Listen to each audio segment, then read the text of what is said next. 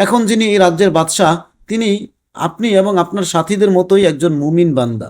এবার বলুন, আপনার অন্যান্য সাথীগণ কোথায়? এরপর তিনি লোকদের উদ্দেশ্যে বললেন, আমাকে গুহার অভ্যন্তরে বন্ধুদের কাছে যেতে দাও। আমি তাদেরকে আমার ও আপনাদের অবস্থা সম্পর্কে সংবাদ দেব। তারা দীর্ঘক্ষণ যাবৎ আমার অপেক্ষায় আছে।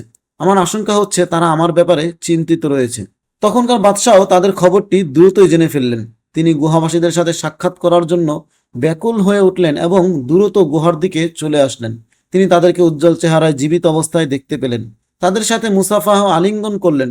তিনি তাদেরকে রাজপ্রাসাদে আহ্বান জানালেন এবং তথায় স্থায়ীভাবে বসবাসের আমন্ত্রণ জানালেন।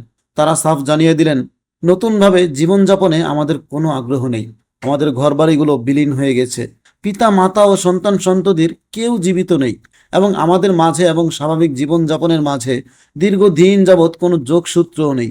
সুতরাং এই পার্থিব জীবনের দিকে ফিরে গিয়ে আর লাভ নেই।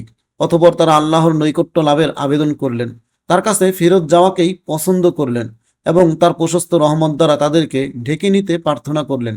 কিছুক্ষণের মধ্যেই তারা মৃত্যুর কোলে ঢলে পড়ল। দেহ থেকে তাদের প্রাণ চিরদিনের জন্য বিচ্ছিন্ন হয়ে গেল। আসহাবে কাহাফের গল্প আমাদের শেখায় ইমানের শক্তি অপরাজেয়। তারা শিরকের বিরুদ্ধে দাঁড়িয়েছিল, ত্যাগ স্বীকার করেছিল এবং আল্লাহ তাদের রক্ষা করেছেন। আসুন আমরা আসহাবে কাহাফের মতো আমাদের ইমানকে মজবুত করি। যখন জীবনে বিপদ আসবে তখন আল্লাহর উপর ভরসা রাখব। তার ক্ষমতার কাছে সময় বা পরিস্থিতি কোনো বাধা নয়।